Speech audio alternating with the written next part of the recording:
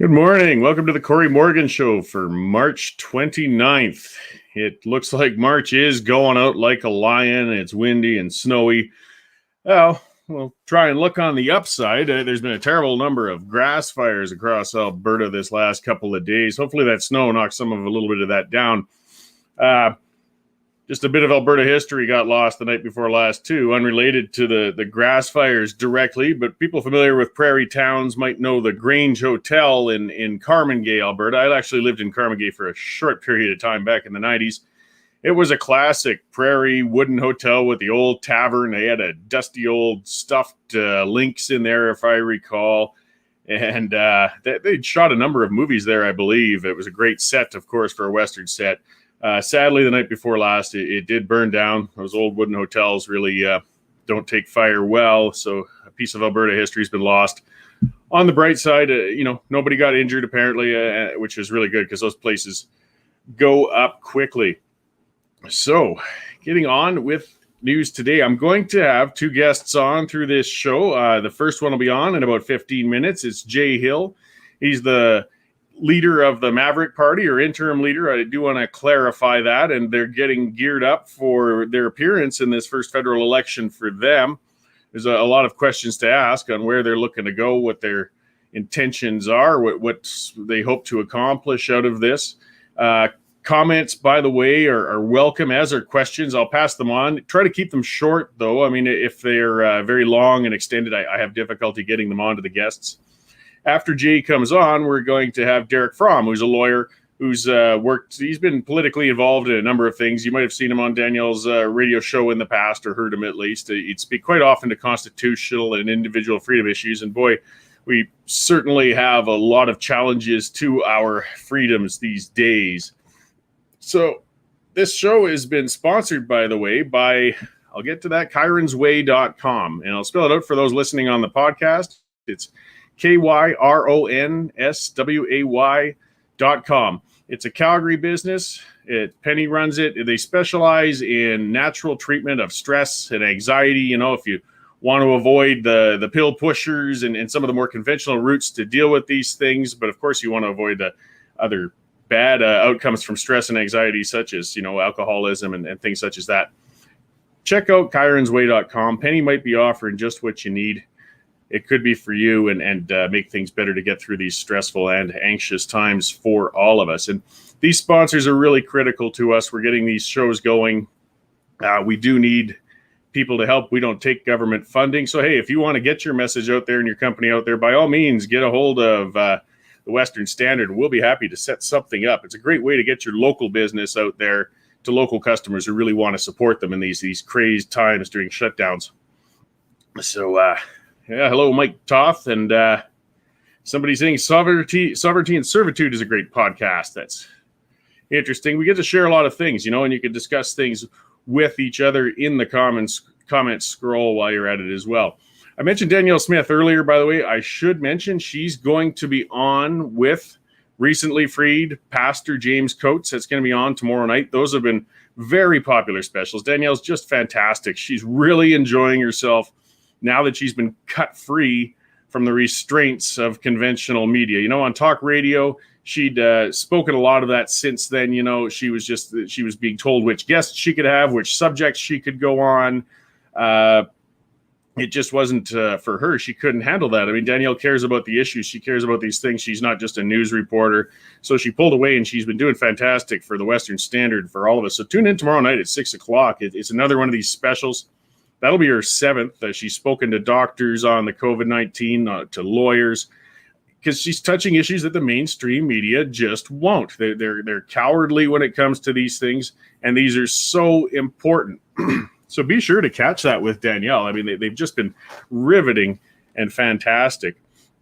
So I should get on and check out. That is the top story, of course, all the time these days is COVID-19.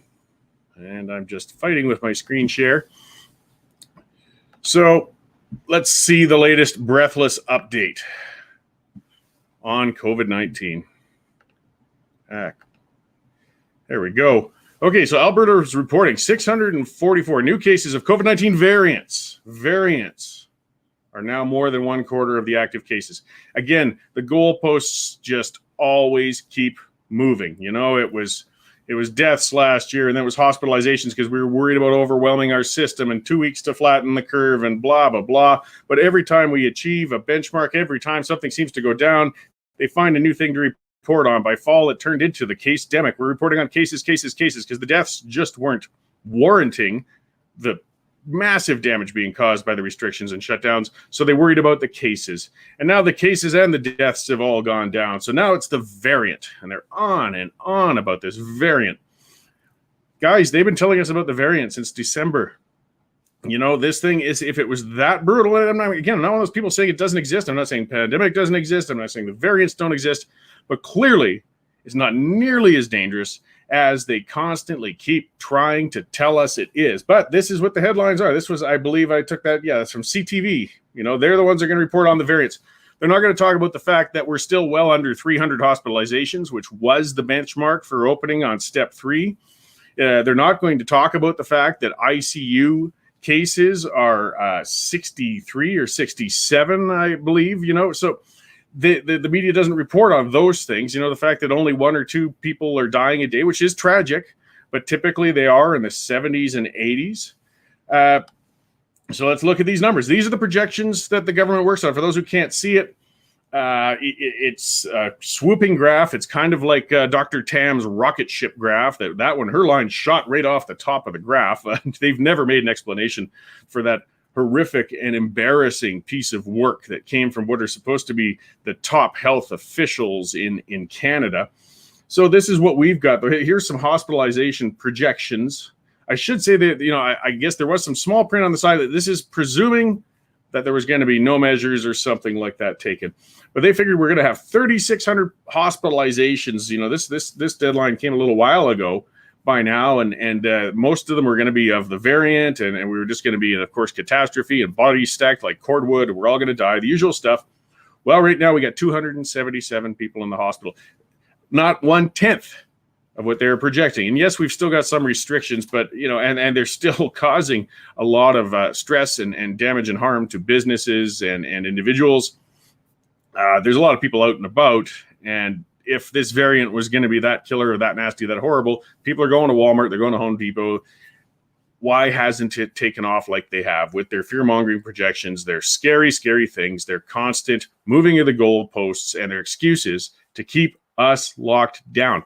These guys should be fired. The projections have been garbage since day one. I mean, I understand you've got a guess, but holy cow, this is terrible. So let's look at the ICUs, because, of course, that's what they said as well. We're setting up field hospitals. We're going to run out of ICU space. We won't be able to manage it. They projected back in January, we're going to be sitting over 800 people in ICU. Oh, they're going to be flooded. We're going to be setting up ICUs in the lobbies of 7-Elevens or hotels or something, because we just won't have the space for all of these people dying. We got 63 people in ICU. Hey, again, that's horrible for the 63 people who are in there. For their families, they're in ICU. They're clearly in dire straits. This is dangerous. This is scary. But it's nothing like what they keep telling us. They keep feeding us this crap that this is going to be the plague, and it's not. It's not even close. And we've got to start calling them out more on this sort of thing, or they're going to keep cracking down on us. There is just that inherent instinct with government officials. They do like control. They want excuses to keep us under their thumbs, and this pandemic has given them the gift of all excuses for this sort of thing. And then once the government gets control, they do not like letting go of it. And we see that as they keep moving the bloody goalposts. And then, you know, some people love to keep saying that, oh, this is just due to the restrictions. If we didn't have the restrictions in place, if people weren't behaving, we would be in the thousands and thousands. What a load of BS. And, you know, the great thing is, thank you, and I reported on them last week, and it's absolutely true. You know, John Winslow's pointed out, and I know he's still pushing to have my name changed. We'll talk about that another time. The ICU usage in all of 2020 was actually down compared to other years. If this is the great plague year, how did the ICU usage go down? And some are saying, well, it's because we kept people locked up so they didn't get injured and end up in there. Well, that's another scary thing, because then they'll say, well, you know what? We found that it's so effective at keeping people out of ICU. We should make it permanent. And there are people now talking about the pandemic restrictions being permanent. There's people talking about wearing masks forever because we got this 0-bar safety set. It's ridiculous. But this is where we're going. And just to finish out, so if this was true, Texas, thank you. As they say, God bless Texas. I'm not a religious man, actually, but all the same, bless them. They took the chance, them in Mississippi. They said, that's enough. Things are going down. Things are getting better. We've got to recover our economy. We've got to let people have a life. And weeks ago, they got rid of all restrictions. And the usual experts, they claimed doom and gloom. They said the world's going to end. Texans are going to die by the masses. They're going to infect the country. Well, their restrictions went away and their numbers continued to decrease and go down and down and down. It puts complete lie to the thought that these restrictions are the only things that's keeping it under control. If anything, we've seen consistently the pandemic is real. It is moving around, but our restrictions don't really seem to actually have a heck of a lot of impact on it. The factors that affect its spread seem much more tied to weather patterns, gatherings, and meatpacking plants. We really should study that because it really does seem to go wild through there. But thankfully, again, we've got those outside cases. Now that we can see them, we can see Sweden. You know, people love barking and jumping up all over them, and they were just thrilled when Sweden finally got crushed down to the point where they imposed restrictions as well. But actually, now that we've got full 1-year numbers and everything, they were not out of line with any other countries over there when it comes to actually deaths and so on. I mean, they made some terrible mistakes in putting people into senior centers who were infected. That led to some higher deaths in the early part of the pandemic. It was a terrible judgment call on their part, but their general lack of restrictions didn't cause the catastrophe that people are making it out to be. We need to move on from this stuff. Ray Anderson saying natural immunity is all we need, then back to living your life. Well, and that's fair enough. And I mean, I believe in vaccinations myself. I don't know about the efficacy of these, and the degree of it. But one way or another, you got to get the immunity, whether it's being exposed to it naturally and through life or through a vaccination. I mean, if the vaccinations are working for the vulnerable people, for the ones who are elderly or have pre-existing conditions, yes, by all means, get a vaccination because this can kill you. It is not a minor bug. There's no doubt about it. But for a lot of us, we just don't need that, or we don't need the restrictions. I mean, we can wait. We can get out there. And for a lot of us, we're getting that natural immunity as this bug makes its way around. I saw Jay there in the lobby shortly, so he's going to be up pretty quickly here with us. So get your questions on the Maverick Party and Jay Hill as to what he might have to say. What's that? Bill McCann says Russia has more freedom than we do right now. That's a distressing thought to think of, isn't it? Russia is an interesting player. One other news item I just saw recently before I came on, I guess that ship that's been blocking the Suez Canal has finally been moved after days and days. And I see such an interesting analogy out of that when we've allowed our supply chains and our management to be bunged up with choke points like that and being reliant on single sources of supplies for things, because it just makes me think of Canada and our pipeline circumstances and our energy infrastructure when we made ourselves so dependent on the United States for moving our products. And now that we've got a hostile American government against oil and gas, we are up the creek. We can't get our stuff to Tidewater because we have a hostile government in Ottawa. And we're sitting on some of the world's greatest oil and gas resources, and we can't get them to any customers.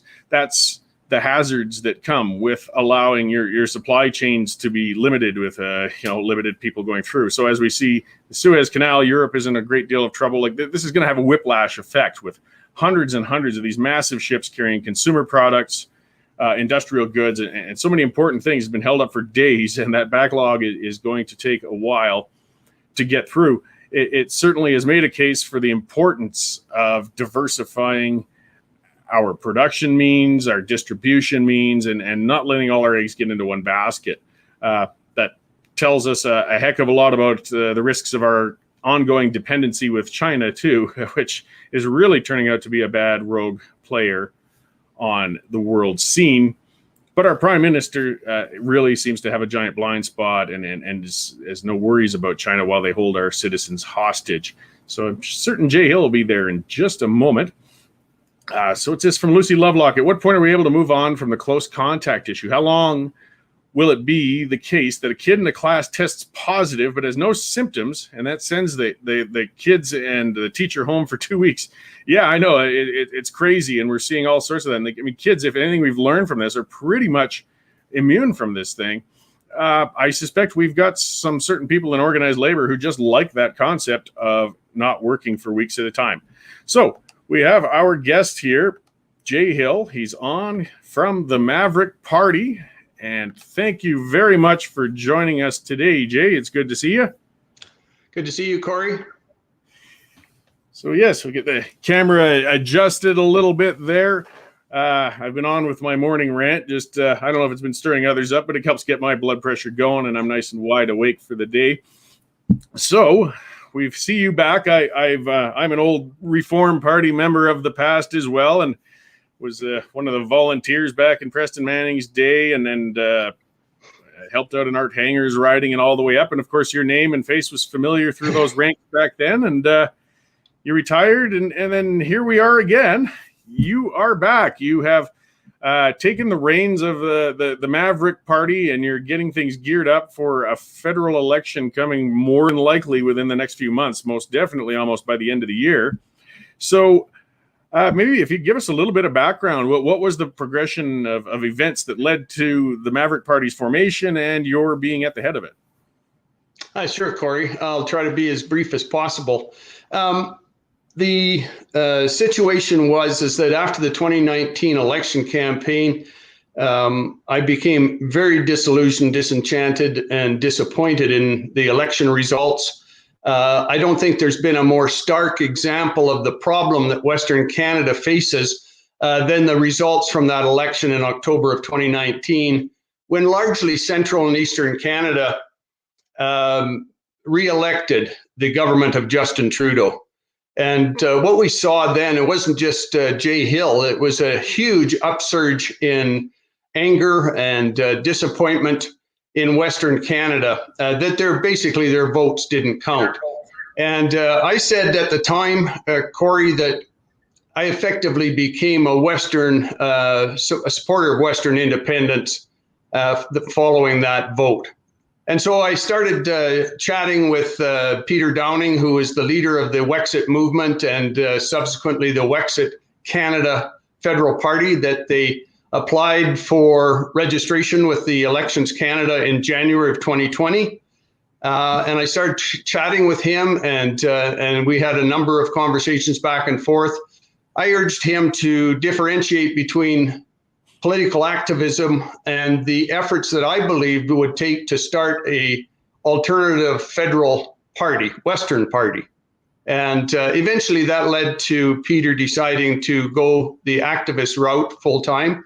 And he decided to step down from the leadership of Wexit Canada. I and a very small board of directors, all interim, of course, because no one's elected us, we're just volunteers, stepped forward the end of June. And we immediately started to work to try to establish credibility for this new political party and go through all of the mechanics that are necessary to get a federal political party established, albeit strictly a Western one. A number of things happened which forced us to change the name. In September, mid-September, we changed the name from Wexit Canada to the Maverick Party. Elections Canada accepted that name change. It became official on the 17th of September. So we've had just over 6 months, Cory, to work on the myriad issues of establishing and maintaining and growing a political party with only the support really of a few dozen people doing 90% of the work at the core of the party. That's where we're at today. We've established now 18 what's known as EDAs, used to be called constituency or riding associations. Same format, just a different name attached to it by Elections Canada. So we've established 18 now, and we're continuing to grow. We just recently, this past week, announced our first 3 candidates, and we'll go from here. Great. So this was an evolution from the Wexit movement that was a very explicitly independence pursuing organization. So is the Maverick Party's base tenet the pursuit of Western independence then? Well, our mission statement is twofold, and we call it our twin track approach, Cory. We have worked on, researched, and with the help of a constitutional scholar, professor at a university that donated his time, we have drafted and made public 5 constitutional amendments to Canada's Constitution, which constitutes our option A, if you will. And that would be building autonomy, building protection for the West through constitutional change. The second track is the one that you're suggesting, which was the original track that Wexit was on, which is independence for Western Canada. In other words, secession, similar to what Quebec tried twice in 1980 and 1995, where you convince a province, in the case of Quebec, it was one province, but in the West, it would be hopefully more than one, that would seek support from the population, from the electorate, in the form of a referendum on independence. And so that's our second track. And so we say either or. We don't want to alienate anyone. We still believe that there are a lot of Westerners that allow their heart to overrule their head, if you will, in the sense that they want to remain Canadian. They want to give Canada every possible opportunity to treat the West fairly and respectfully. And they recognize that that would only happen through modernizing the country's constitution. As you know, it's been around since the 1800s. Certainly, Maverick believes that it's high time that we did something about that. And if we wanted a more clear example, it would be this past week when the Supreme Court ruled that Justin Trudeau's carbon tax is actually legal. It's legal for him to impose that on the provinces. And of course, we all know that 3 provinces in particular fought that all the way to the Supreme Court: Alberta, Saskatchewan, Ontario. So it's very clear now that without constitutional change to protect the jurisdiction of provinces, we will continue to see those types of rulings from the Supreme Court. So when Westerners say to me, well, you know, their eyes glaze over as soon as you mention constitutional change, and now I have a very clear example, a recent example, as I say, just of last week, where that is why it's necessary to see constitutional change if we ever want the West treated fairly. Yeah, well, and the need for constitutional change has been acute for quite some time. Again, it's I'm just getting flashbacks to reform a lot when we were looking at Tripoli Senate and things to, again, help entrench some regional authority so we could, represent ourselves. Unfortunately, it never got anywhere. And that was back in the days of Meech Lake and Charlottetown, which, again, were attempts at constitutional change, but they didn't get through. The formula is exceedingly difficult to get a change to our Constitution, as it should be. I mean, you don't want to do it on a whim. But do you really feel that we could make significant constitutional changes sometime in the future? I mean, I know we need to, or it will lead to more desperate options, but do you think there's much chance? Well, I would almost have to say that in consulting with constitutional scholars, as you suggest, Cory, it's going to be extremely difficult. Nobody is downplaying the effort that it'll take. And the willingness on those other provinces and the central government, both houses of parliament, to accede to the need to modernize our constitution. So it's a huge hurdle for the West to overcome. Having said that, so is independence. Under the Clarity Act, there's a specific route that a province or a number of provinces could take to secede from Canada. That's very clear. There's a legal process that can be followed, but it too is fraught with a lot of pitfalls as you go along down that track. So basically, either track that the Maverick is advocating for will be difficult. And we recognize that, but we believe that, in that old adage that every great journey begins with one step, we've tried the other route for over 100 years in the case of Alberta and Saskatchewan, largely supporting small c conservative or large c conservative parties, and it's gotten us nowhere. I mean, we're still faced with things like our pipeline, our energy market access is being denied on all fronts, whether it's through British Columbia or Quebec or south now with Keystone. We have continued, I would say, enemies at the federal level, at the federal government level, in how they impose things like the carbon tax, like Bills C-48 and C-49, like how the formula for equalization, which is really a misnomer, if you will. It's not equalization at all. It's just a transfer of wealth from the West to the East. So there's a number of things that we believe can only be addressed by one of two ways, either modernization, updating our Constitution to protect the West, or by the West moving towards independence. And there's a lot of intermediate steps. And of course, the Fair Deal panel here in Alberta addressed a lot of those.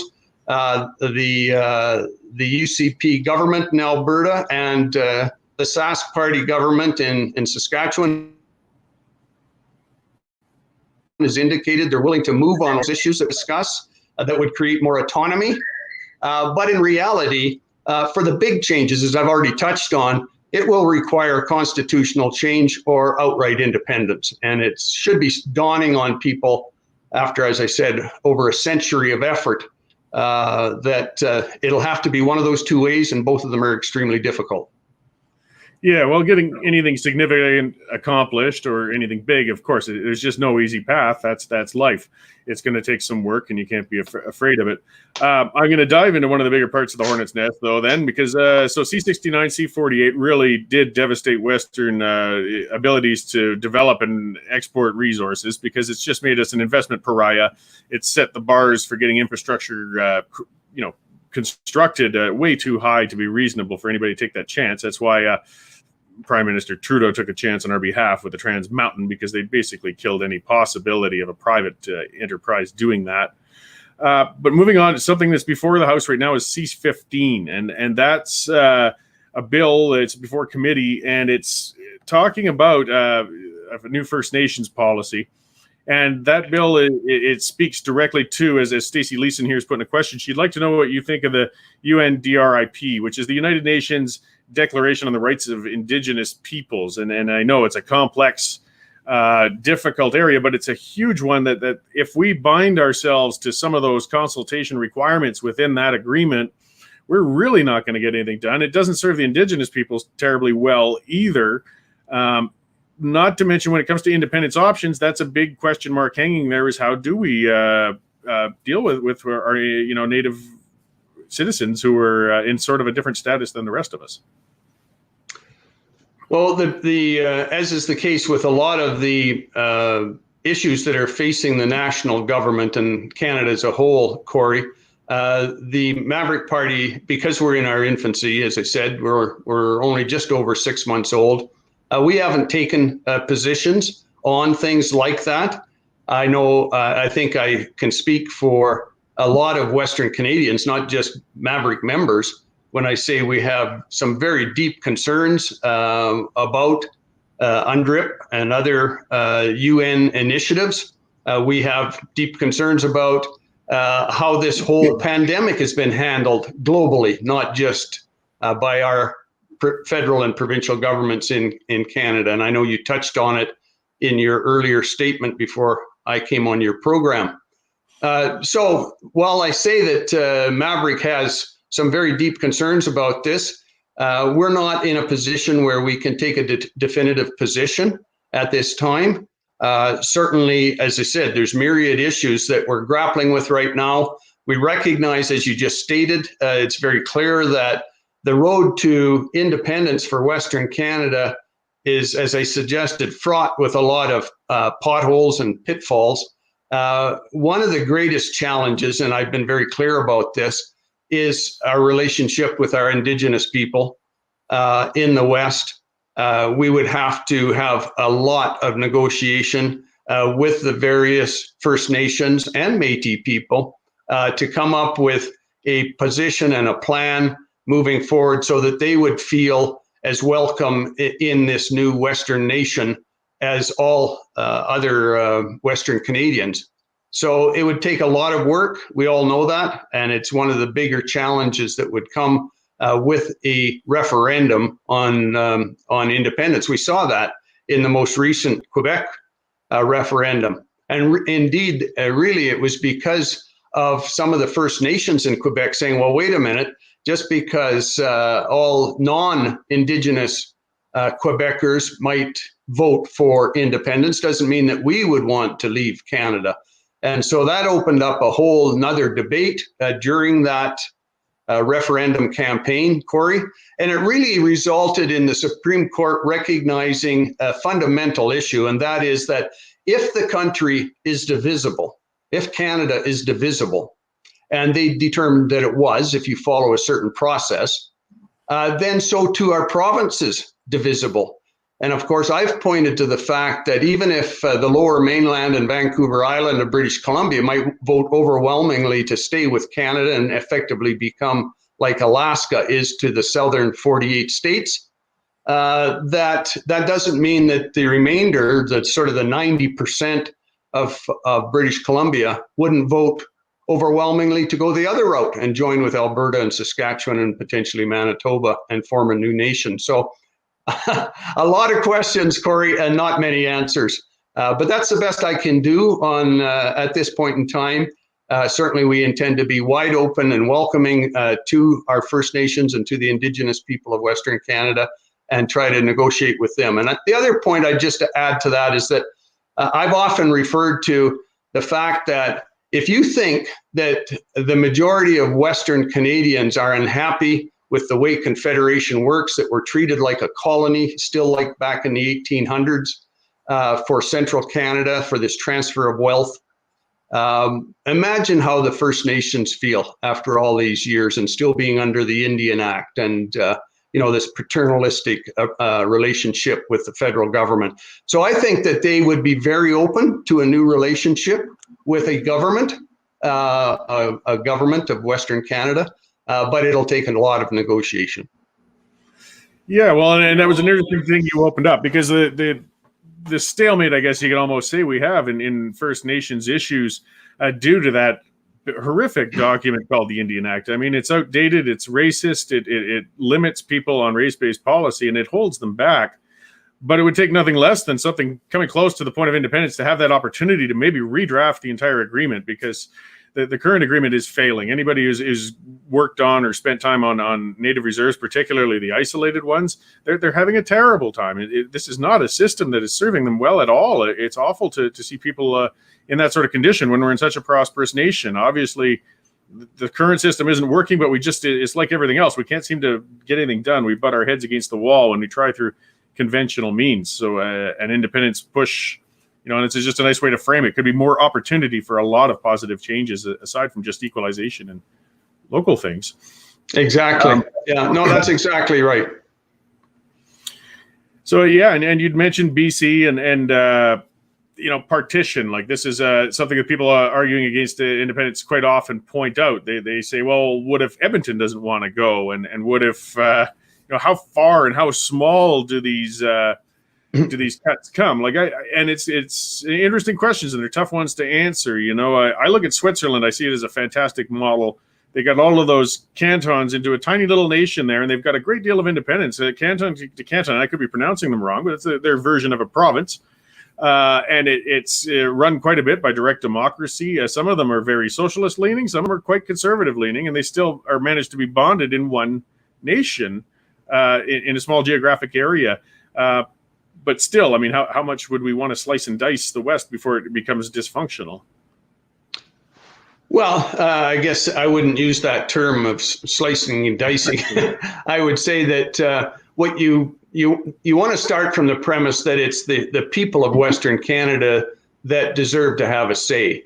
And all too often down through the history of our country, we have not had a say.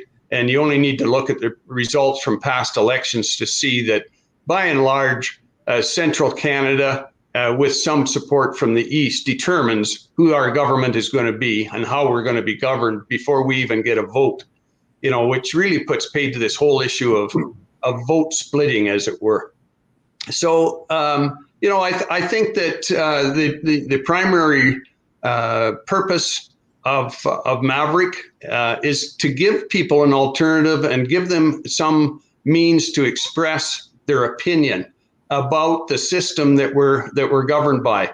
I've taken to calling our system of democracy in Canada tyranny of the majority, and having spent 17 years of my adult life, very proudly, I might add, as a representative for a constituency in Ottawa, as a member of Parliament, and later as a cabinet minister, I've, of course, witnessed that situation up front. And what do I mean by tyranny of the majority? Well, it's very simple. The vast majority of the seats, and thus the power of Parliament, is in central Canada.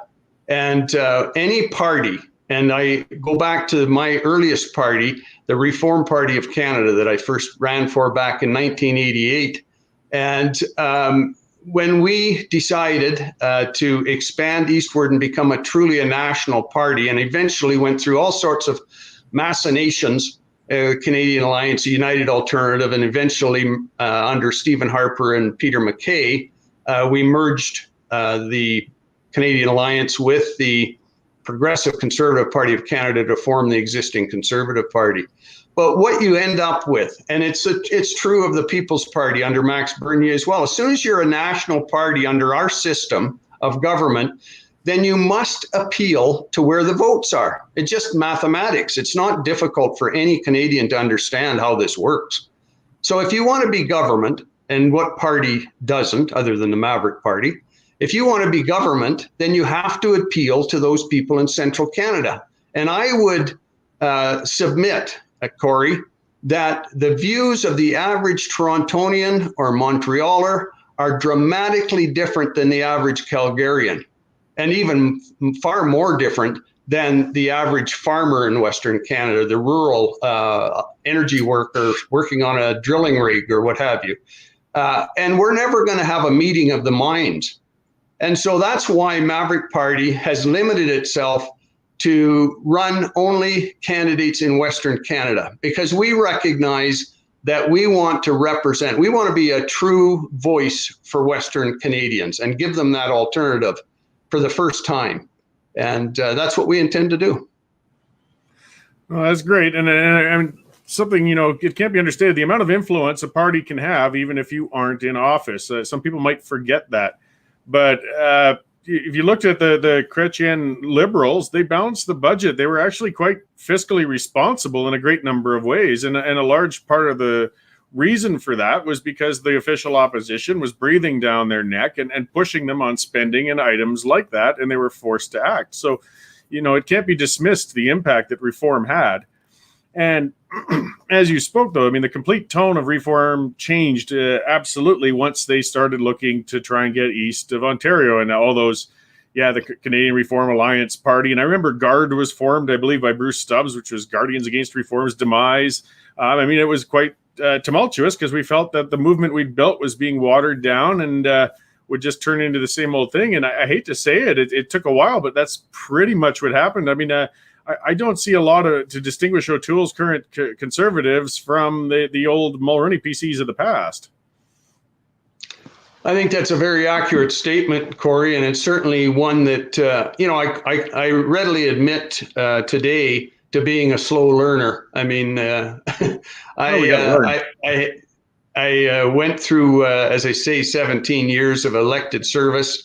And it wasn't until the results of the 2019 election. Obviously, I had some inkling to what had happened during our Conservative governments under Stephen Harper, and subsequent to that with the 2015 first election of Justin Trudeau. I might add that I think that I echo the concerns of certainly a lot of Western Canadians in how appalled I am that this gentleman is our prime minister. I think he's the most unqualified, incompetent prime minister, certainly in my lifetime, if not the history of our country. And for the people of central Canada, not all of them, obviously, you can't generalize in that sense, but for the majority of the people of central and eastern Canada to continue to support this individual is just appalling to the average Westerner. And we have this great divide now. And then when we get decisions like the Supreme Court's decision last week, it just really inflames the sense of Western alienation and the disunity in our country, because it really does show in stark terms the disparity of thinking politically between East and West.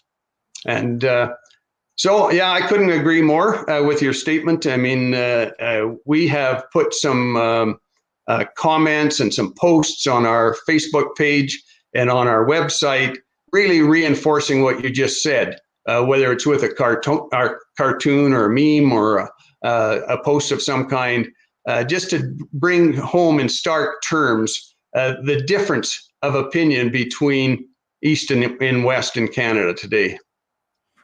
Yeah, it does just flabbergast us, and it shows that difference in thought. I mean, when we look at this, we've got this prime minister who, I hang my head in embarrassment with his India trip when he was dancing around like an imbecile. He wore blackface not once, but 3 times that we know of. I mean, that was not just a one-off. It was a parlor trick for this guy. The scandals, SNC-Lavalin, the WE scandal, yet none of it seems to chip away at his Central Canadian support, which really feeds that sense of futility we have out here when it comes to that.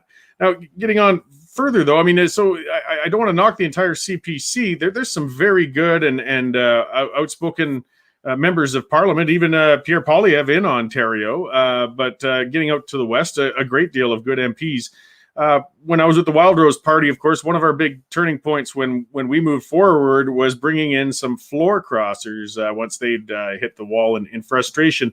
Does the Maverick Party have a plan or a policy or something in mind if that becomes a consideration or an option for them? Well, we don't have a plan in place per se, but maybe I'll touch on a couple of issues dealing with your question, Cory. First of all, we want to make it very clear that we're not running against your local member of Parliament. We're not even going to run against Aaron O'Toole or even Justin Trudeau for that matter.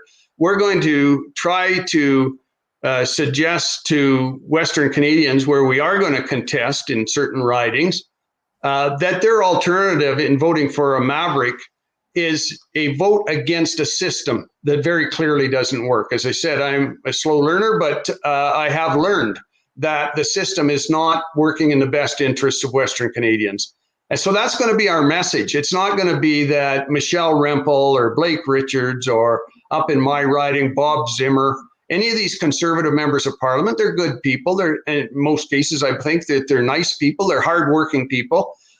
So what we're doing is offering an alternative. If you believe, as we do, that the system is at fault, not the individual, then yes, you have to vote differently. The definition of insanity is doing the same thing over and over again and expect a different result. Well, we've been doing that for more than 100 years.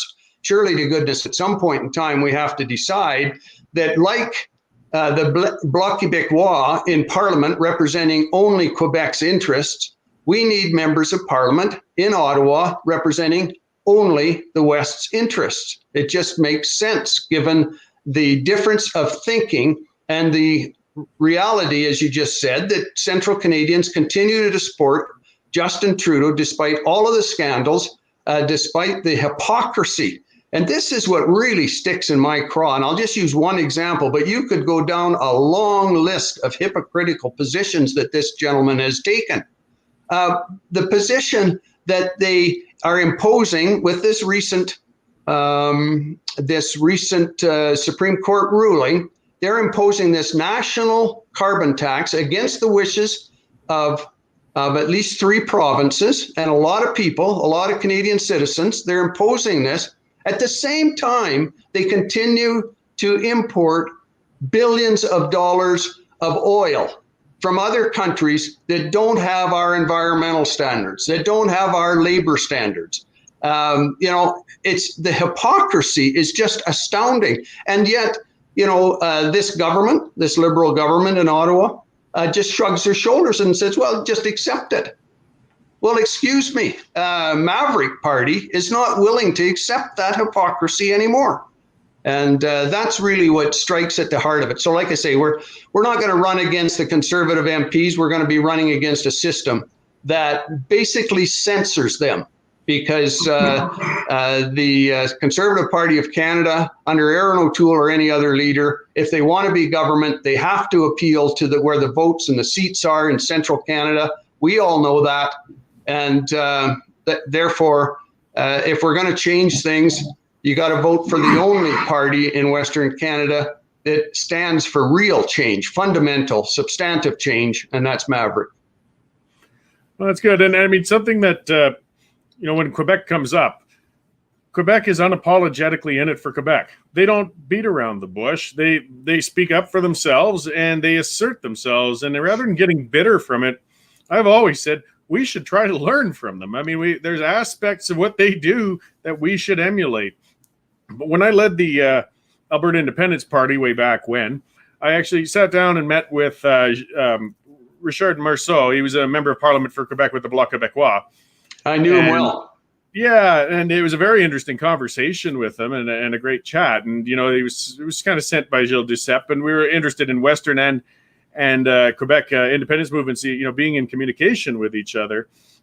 My own membership of the party was furious to find out that I'd even spoken with him. Unfortunately, there is some misgivings sometimes when it comes to any dealings with Quebec, and some hurt feelings, I guess, just over a lot of the politics over generations with this. But is there? I mean, if we get a pizza parliament, that's something I think would almost be good for us. If we had who knows which one is considered prime minister, but if we got a number of parties that have to form coalitions to get things done, would Maverick consider things such as working cooperatively with the Bloc Québécois or other members like that?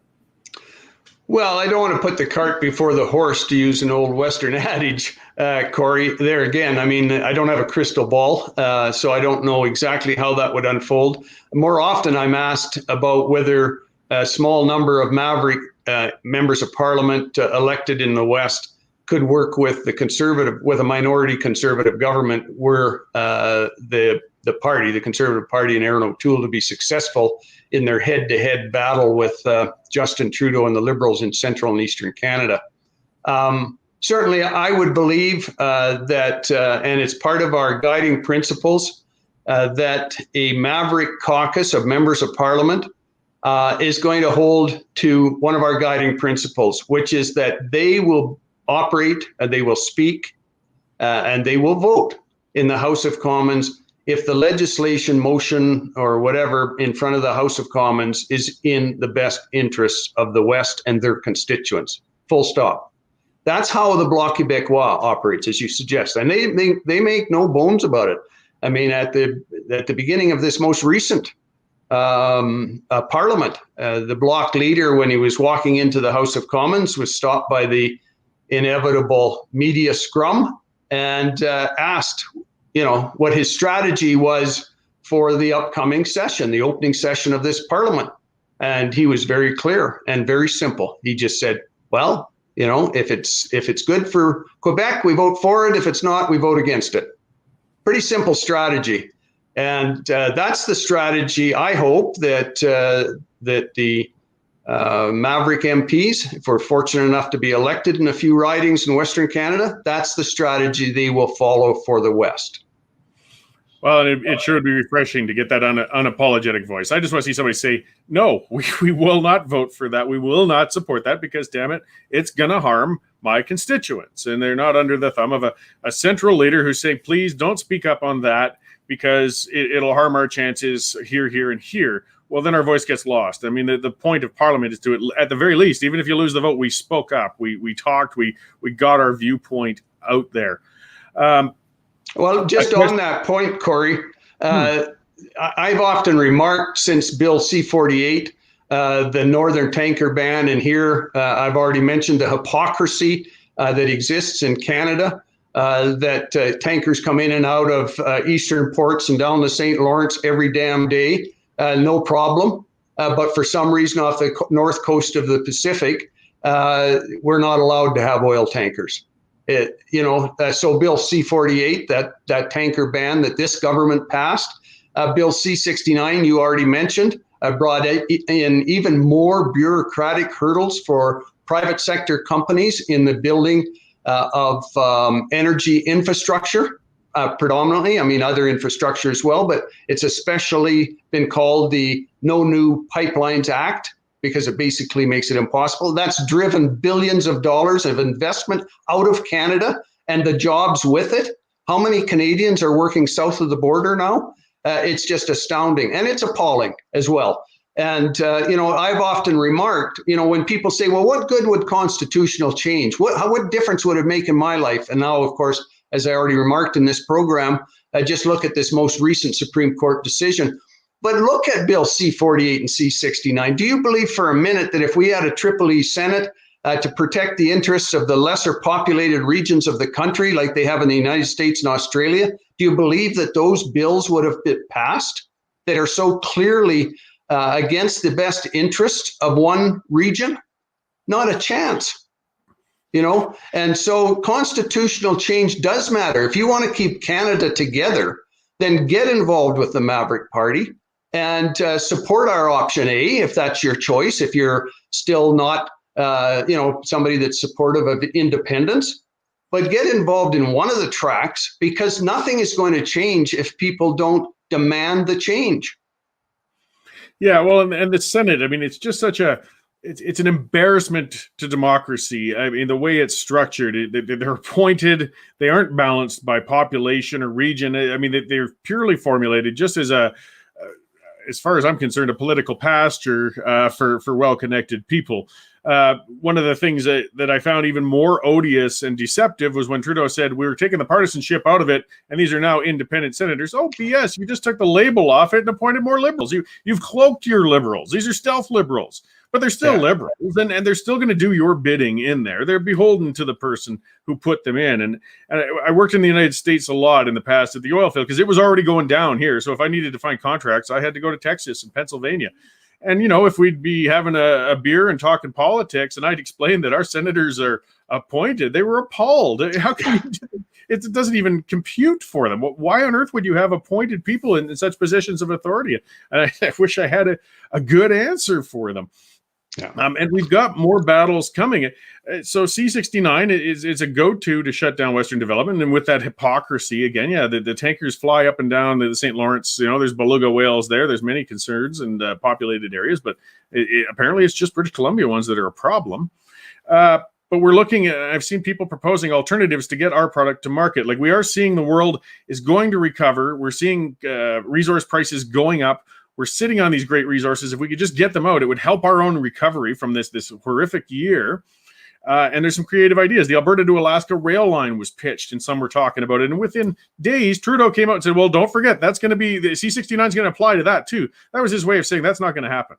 So they just cork our bottle no matter how we try. And I've seen now some very detailed plans on potentially getting rail export to Hudson's Bay so we could have tankers run our product out of Hudson's Bay to get it to markets, European markets and other markets. They haven't responded to that yet, but I got a feeling if we try that, we're going to have to fight tooth and nail to get that through too. Well, and that's why I've said that in many respects, the West would be better off as far as marketing our energy resources. We'd be better off as an independent country. We would have more authority. We would have more possibilities than we do as provinces under Confederation as it exists today. And you're quite right. Part of the policies that we've developed as Maverick, and as I've already indicated, in many areas we have not yet put together our election platform on some key issues. But one of the ones we have already passed as a board is this idea of energy corridors. You already described two of them. If you look at a map of where Fort McMurray is and our oil sands, it wouldn't be difficult to run a bit northwest through the Yukon and tie in with the Alaska pipeline, which is being underutilized now, and to make a deal and export some of our oil through Valdez in Alaska, which has been exporting oil, as we know, for decades and decades. The other is to run a corridor virtually straight east across northern Saskatchewan and Manitoba to Churchill and utilize that port. And as you say, make that a world-class port for the export of oil tankers through the Hudson's Bay. And then, of course, Keystone, British Columbia out through Prince Rupert or Kitimat, through Quebec. This is why, Cory, if people take the time to go to maverickparty.ca and take a look at the 5 amendments that we've proposed to Canada's Constitution, the first deals with market access. The second deals with provincial rights. And I've been assured that if our Second Amendment had been in place, the Supreme Court ruling the other day would have been different. There's no way they could have passed that ruling that they did by that 6-3 vote if our Second Amendment actually to Canada's Constitution was in place. So I urge people to take a look at what the work that Maverick's been doing in trying to achieve a greater autonomy, greater fairness, greater respect for Western Canada. Okay, so we've talked a little bit about it. You touched on it a couple of times. I'm sure you've heard it 1,000 times, but you'll hear it thousands more at the doors when an election comes. How do you avoid the vote split? How do we avoid coming in with the best of intentions, but potentially coming out with a worse outcome than we went into the election with to begin with? And Albertans in particular, you know, we enter a number of reasons for it, and that's a whole other show, but we ended up with an NDP government, the unimaginable, for 4 years, due to us conservatives, you know, busy cutting each other's heads off and you know, crawling over each other to try and win the golden prize there. So how can you answer the people asking those questions? How are you going to comfort them in knowing that they're not going to make things worse by casting a ballot for you? Well, the first is to just completely refute this whole idea of vote splitting in this first election that Maverick's going to contest, Cory. First of all, I'm well aware of the issue of vote splitting. Almost all of the vote splitting that resulted in 3 back-to-back Chrétien governments, Liberal governments, existed in central and eastern Canada, predominantly Ontario. That's where the vote splitting between PC candidates and Reform candidates resulted in a Liberal coming up the middle and getting elected. So we're not running down there, as I've already said. So that takes that 2/3 of the ridings in Canada out of the equation completely, because we're not going to contest them. So Mr. O'Toole can go head to head with Mr. Trudeau down there, and we wish him well. Here in the West, we have done the research, and there's more than 40 ridings in Western Canada out of the 104 that there are, where the Conservative incumbents won by such massive majorities that even if you split their support right down the middle, 50-50 between a Maverick and a Conservative, you would not elect any other party. It's a physical impossibility, mathematical impossibility that would happen. So those are the ridings we're going to target. As I said already a couple of times, we're only just a little over 6 months old. We've just announced 3 candidates, so we're not going to be a great threat to anybody. But we intend to run in those however many we can get organized in. And I urge people that might want to run for Maverick to submit your papers and go through the vetting process to become a Maverick candidate in one of those ridings. So there's 40 ridings roughly, Cory, where we can run and there's no fear of splitting the vote except between a Conservative and a Maverick. Okay, no, and that's good to know, to get that to clear it up out there, because there are Western ridings which could be questionable as well, of course. I mean, many in Manitoba, even one in Calgary, and you know, a few in Edmonton, and certainly lower in mainland BC has always been a political hornet's nest. I mean, things could go any direction there. I just feel it'd be important for people to know, like, I'm not casting a ballot to something that's going to make things worse.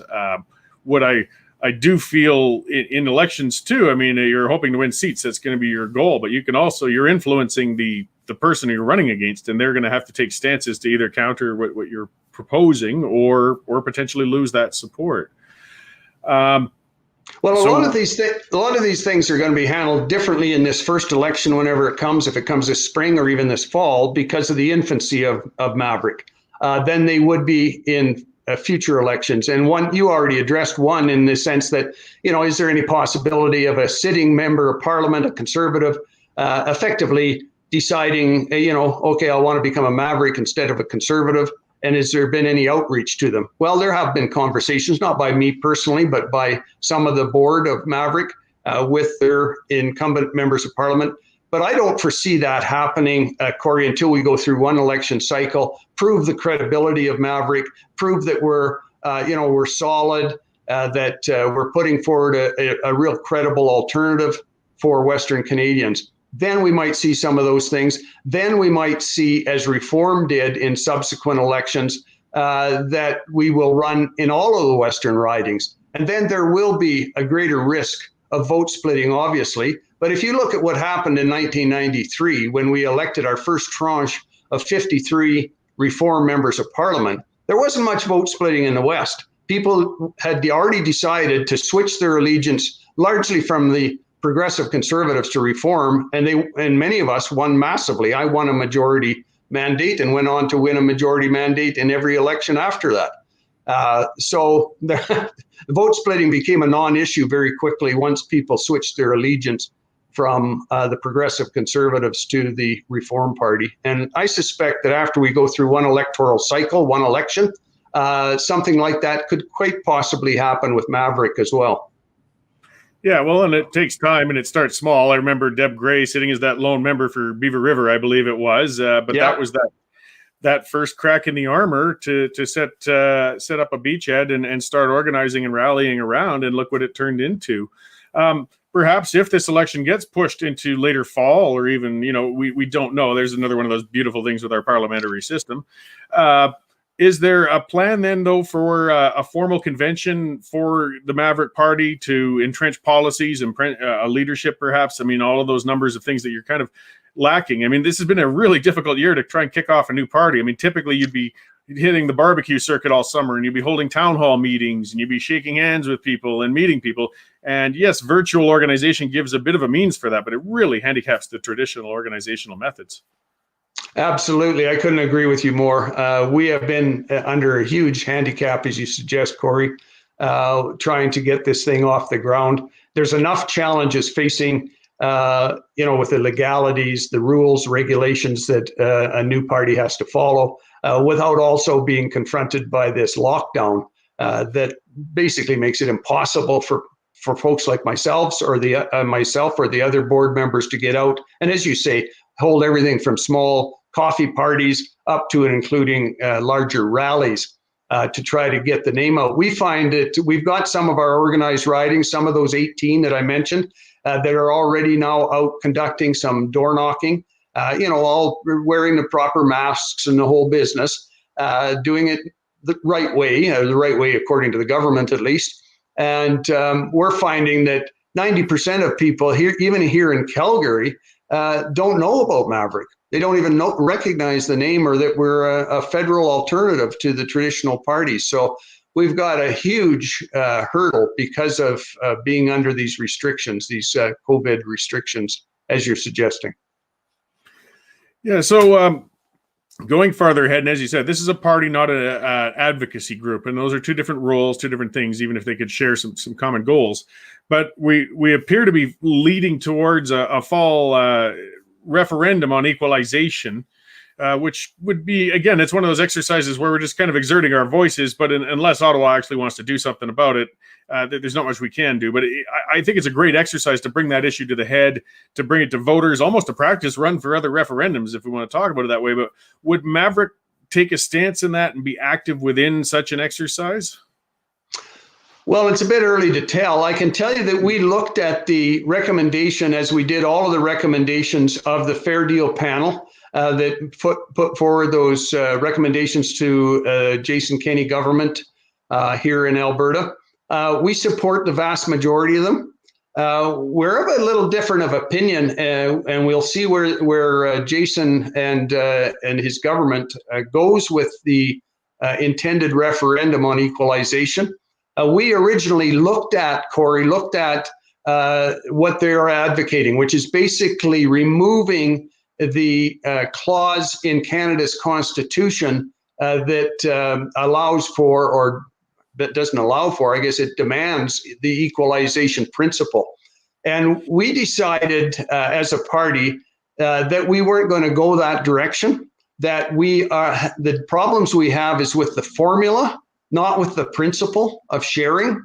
And we believe that the government, if they follow through with that particular question, the removal of the principle of equalization, they're going to unnecessarily run into problems where people are going to say, well, what's wrong with the principle that provinces that have more wealth share with provinces that don't? That's the Canadian way, that we're generous people, that we don't mind sharing. So it isn't the principle that Maverick feels is at dispute here. It's the formula. Why is it that all of the revenue from our oil and gas as a non-renewable resource is included in the formula in a calculation of wealth? And yet one of the biggest wealth generators for Quebec, their hydroelectricity, that they export much of it to the eastern seaboard of the United States, is not included. So I think that's where the problem and where the focus should be, not on the principle of sharing, but on the issue of the formula itself, and that it's not right, it's anything but fair, and that has become home in spades here in the last little while. I just want to revert back to an earlier question that you had that I didn't really answer, and that is the whole issue of potentially people joining, other members of Parliament joining the Maverick Party, Cory. And as I said, I believe that down the road a piece, once we've established our credibility, we could see more and more people that are willing, not just members of Parliament, but people from all walks of life that have been successful, that are very guarded about attaching their name and their reputation, like yourself, people like yourself, coming out squarely behind Maverick Party. And it'll take some time for us to establish our credentials. Yeah, well, you're certainly at a formative point. I know it's made it difficult to make a lot of answers. I appreciate that. I mean, you get that grassroots respect. I mean, we can speak broadly about policies and issues, but until it can go to a membership to actually choose these things, then it's not really fair to commit to something specifically, anyways. You have to have a certain, and I think people recognize this, Cory. You have to have a certain membership base.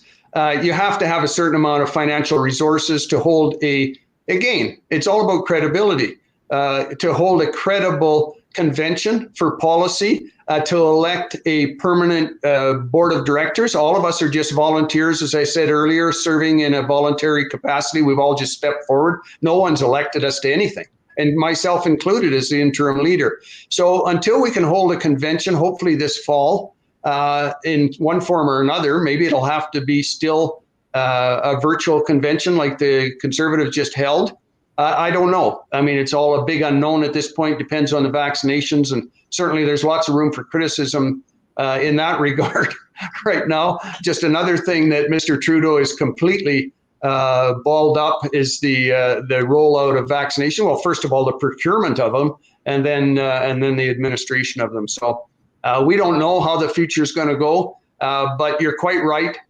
Our goal would be to have a full-blown convention, policy convention, establish a party constitution, bylaws, all of those things, those mundane, boring, mechanical things that all political parties at some point have to be seized with, and then ultimately a leadership race to replace me with a permanent leader. And I would hope that it'll be a very substantial generational change. I'm 68 years of age. As I say, I've served for quite a while in the Parliament of Canada already. I would love to see some young person, male or female, any possible ethnicity. Everyone's welcome in the Maverick Party. As some people like that step forward and contest the leadership when the time's right, and carry this party forward. Well, that's great. No, we covered a lot of ground there over a good period of time. And you've mentioned it a couple of times, and I've seen others. A fellow named Greg Dick was commenting, just saying, how do I get involved? How do I volunteer? And of course, as we know, volunteers are just the core most important part of a party organization and getting it rolling. So maybe a little more information on where people can keep up with what you're up to and get involved if they choose to. Absolutely. You can buy a membership, you can make a donation, you can volunteer. All three are, as you say, Cory, are absolutely at the epicenter of any political movement and party. And that's at www.maverickparty.ca. Pretty short. That's our website. We're also on most social media platforms, predominantly Facebook, but also on Twitter, YouTube. I have a number. I think the last time I counted was about like 28 videos that I've shot over the last 8 months since we started this last June, explaining different things about Maverick Party. We would, as I say, one of our guiding principles is we welcome everyone, all walks of life, all age groups, all ethnicities, First Nations, non-Indigenous. Everyone is welcome in the Maverick Party. All we ask is that if you have a special personal agenda, park it at the door, come on board to try and support our efforts to achieve greater autonomy for Western Canada, greater fairness and respect. Great. Well, thank you very much, Jay. We'll be watching it closely in coming months, and I'm certain we'll be talking again as issues progress and we move towards, well, probably what's another crazy year. Certainly shaping up that way, Cory. Thanks so very much for having me on your program and giving me the opportunity to explain a bit more about Maverick Party. Great. Thanks, Jay. Thanks. Okay, well, that was, a good discussion at length. I see John Williams has been responding in the comment section as well. As Stephanie asked, can I buy a membership if I'm already a conservative member? Yes, you can. With party memberships, I mean, that's your freedom. You can own as many memberships in whatever parties as you like. That's been one of the challenges with party organizations. And again, as a Wild Rose, I remember in the past, some people saying we should have a party policy making it illegal for a person to have another membership. Well, how do you find out? Where do you go down that rabbit hole? The goal is to get people and bring them in. And if they happen to hold a membership somewhere else, so be it. It's where they're going to participate and vote and contribute and do those sorts of things that matter. But Jay's certainly got his work cut out for him along with all of the volunteers. And it's a questionable area. There's a lot of question marks still hanging up there. Will votes be irreparably split? I mean, if they stick to the ridings they had spoken of, then it won't have that impact on it. But then in that case, will it have an impact on the election? A lot depends on what comes in these next few months here and what sort of events come along and how they do it. Bridget Frosted says you just can't sit on multiple party CA boards. Again, actually, well, it depends on what party enforces their own things from within. But I mean, if you're openly on another board for another party and one of the other parties finds out, they're going to say, hey, what are you doing? Because there's some inside information that can be shared. Grassroots organizing is something I don't know. Masochistically, I've been involved in since the 90s with Reform, with the Wild Rose Party. It was Alberta Alliance prior to that. Of course, the Alberta Independence Party, which I led to a catastrophic loss in 2001. But it's essential, and it's something we really do in the West, and we quite often do it well. So I wouldn't dismiss where the Maverick Party is going. I mean, they're getting steps and stumbles like any other new movement would have. But Jay is of the old school from under Preston Manning. And as I said, from the days of when Deb Gray was that lone member sitting up there in Beaver River, they can turn that into something much bigger. And with this frustration that we're seeing already hitting the wall, and it just seems no matter what we do, nothing changes.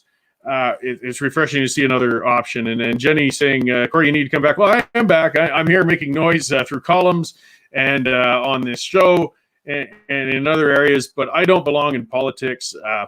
I'm way too crabby. I don't work well with committees, and it would just be destructive. So, I mean, I'll certainly be involved in politics from a commentary point of view and writing and speaking and many things, but rest assured, I would make a terrible member of parliament or MLA or any of those things, because I would be sure to be thrown onto the backbench for misbehavior in short order.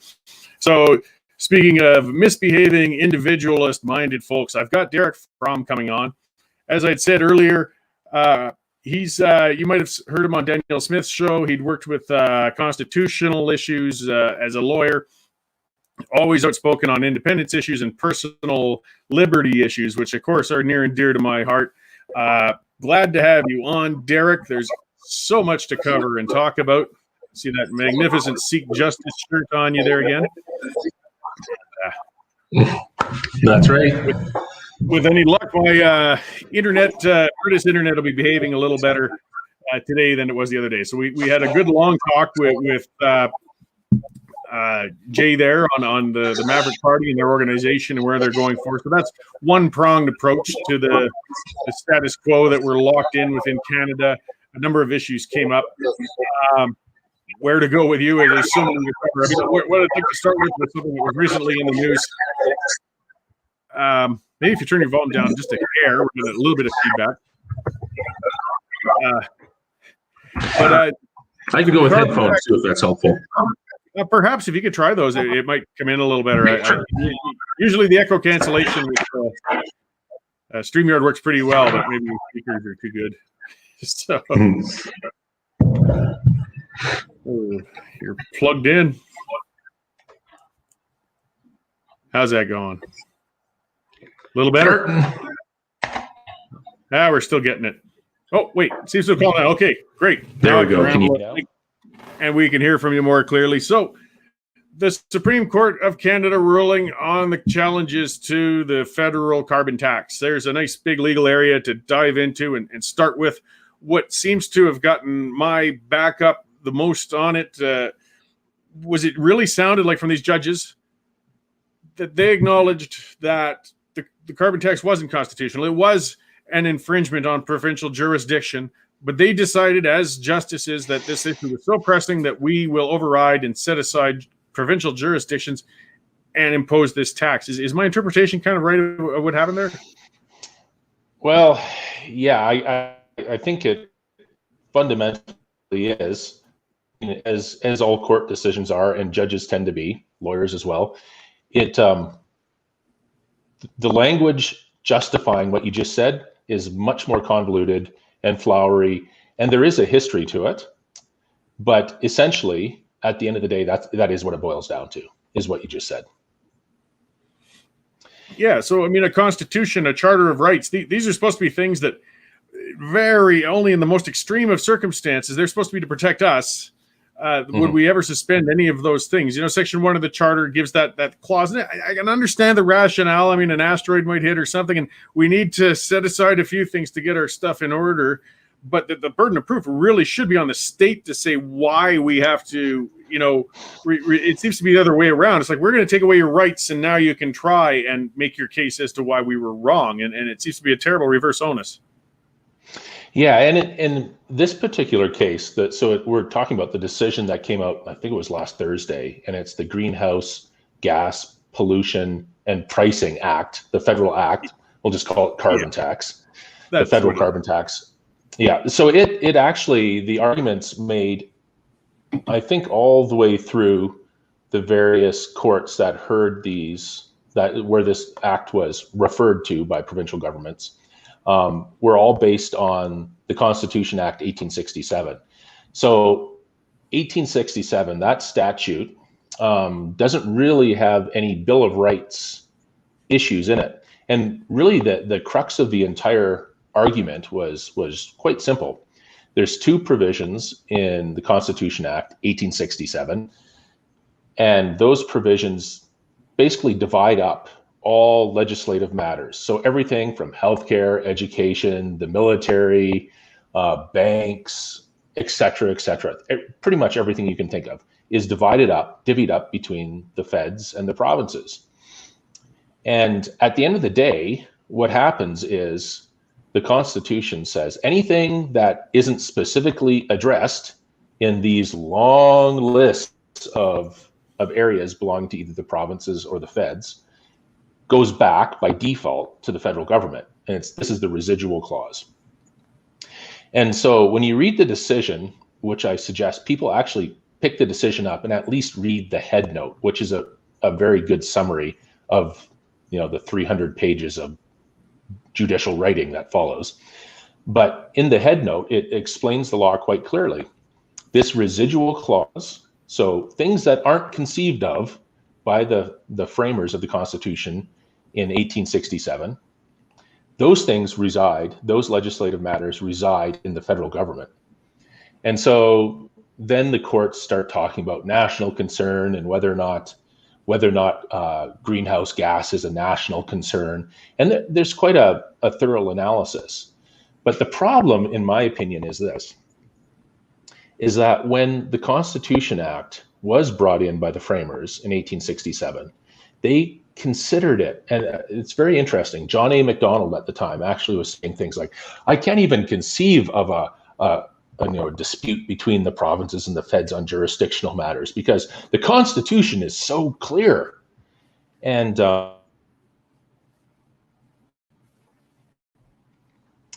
arguably it's clear at times, but the problem is that, life has gotten more complicated than 1867. But the court has also, this may be controversial to some, but the court has also seemingly written itself new rules over time under the guise of what's called cooperative federalism, which basically says it's really hard for the feds and the provinces to get along.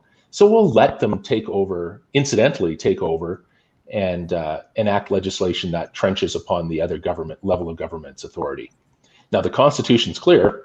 They're watertight compartments. The word exclusive occurs in the Constitution. These powers belong exclusively to the feds or to the provinces.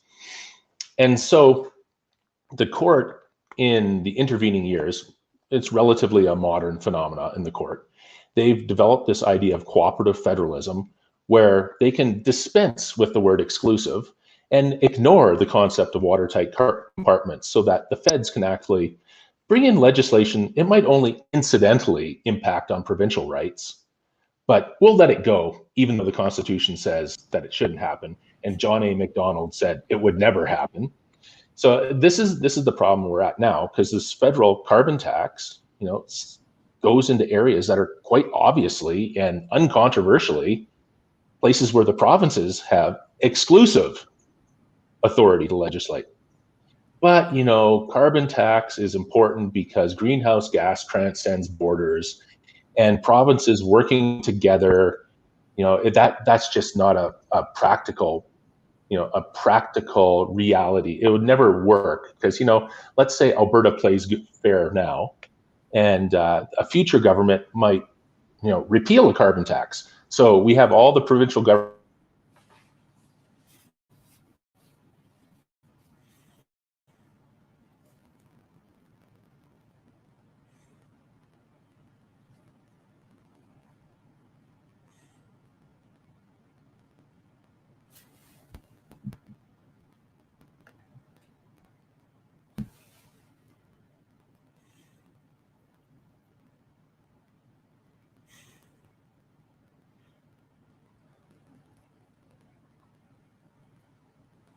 Are we back? Was I gone?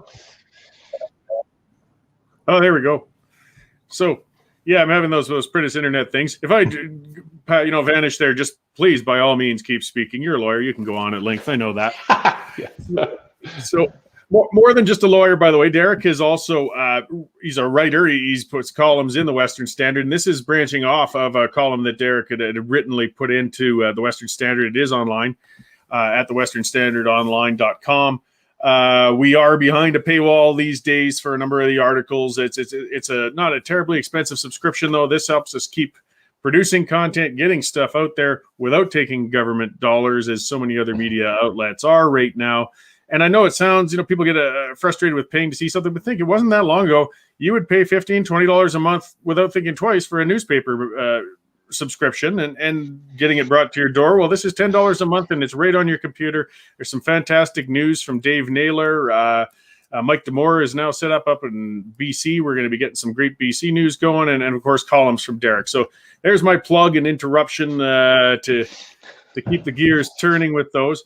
So we'll move on, and we got so many constitutional things going on. One of the things you pointed out was the Canby situation in healthcare, because here's another area again where we can go to the courts. Provinces are trying to do different things. and we seem to hit roadblocks. Can you expand on that? Yeah, so Cambie, of course, most people will realize is a private surgical facility in British Columbia.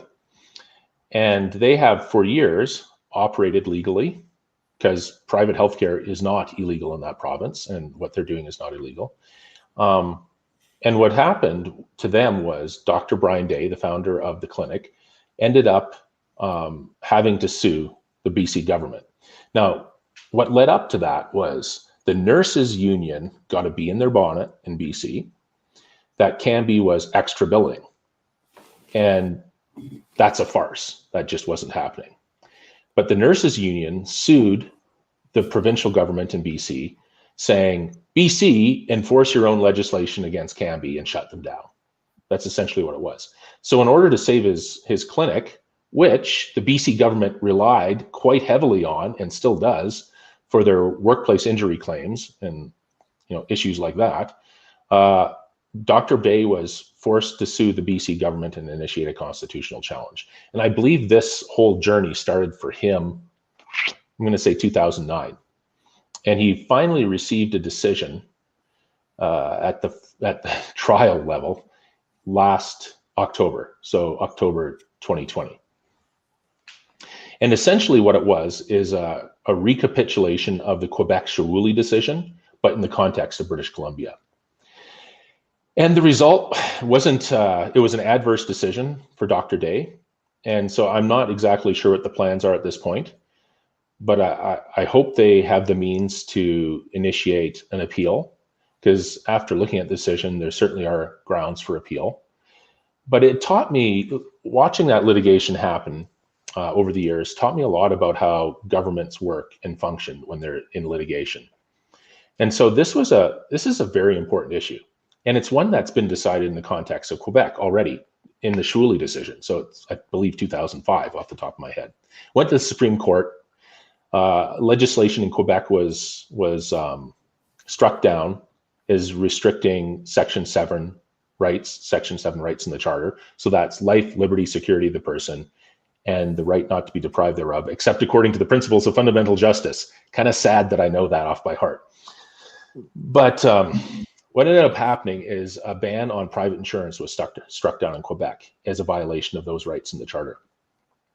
And so there is much the same ban in BC, and the argument is essentially the same as Shirley. Look, it's this ban on private insurance in an otherwise open market, because private healthcare is not illegal, in an otherwise open market that prevents people from getting timely healthcare services delivered. And in fact, preventing people from getting timely healthcare not only endangers their life in many cases. Some of the plaintiffs in Dr. Day's case, in fact, lost their lives during the 10, 15 years of litigation. But the other thing is people suffer irreparable harm. And so one of the plaintiffs actually became paralyzed permanently because of having to wait for healthcare that BC just couldn't bother to get around providing. Now, the reason this happens is because of healthcare rationing.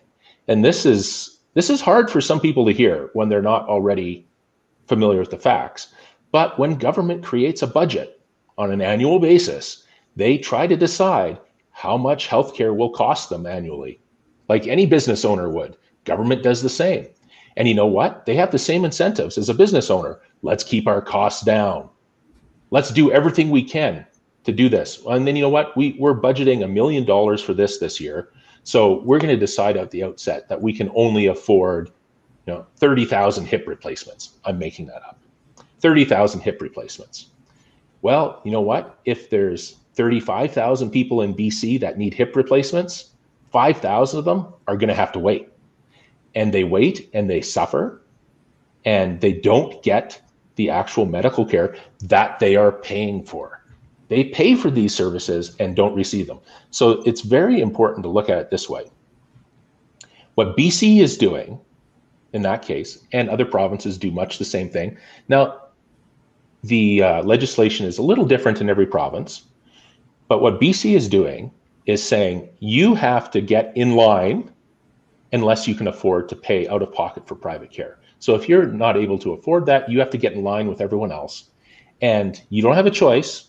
And by the way, we're not going to give you the healthcare services that you're waiting in line for. And so, you know, our socialist friends in the NDP sometimes make a good point. Let's just put more money into the system. Let's make 35,000 hip replacements possible. Well, that would help because then people wouldn't be suffering and waiting in line. But you know what? You can't budget these things. And you know, the best way for demand and supply to meet at a reasonable place is to allow for private investment. And that private investment in BC, what Dr. Day was hoping he would be able to do, was strike down the legislation, much like Shwooly, that prohibited private insurance. Because then a private insurer could sell a product to BC residents. And if they were, you know, number 30,001 through 35,000 on that hip replacement list, they could rely on their private insurance and get private care. And you know what? The queue for healthcare gets shorter. It's more efficient. People go back to work sooner. People suffer less, and it doesn't cost the public a cent. And so he didn't win, and that's a very big disappointment. And what I learned about the way government conducts itself in litigation is this. There was some, I think last count I remember hearing, there was 80 experts. And the trial was just winding up when Justin Trudeau was first elected as prime minister. And so here's a good example. It has nothing to do with the federal government. This is BC litigation. It's about a BC statute. The plaintiff, or the defendant is the BC government. It's BC plaintiffs. Has nothing to do with the federal government. But the federal government inserted itself as an intervener and brought two experts to the table. One of the two experts was a professor living in Belgium who was going to put forward his expert report that healthcare, publicly funded healthcare that mandates people wait in line for their treatment is so fundamental to the Canadian character, Canadians couldn't possibly imagine this statute being struck down or modified by the courts.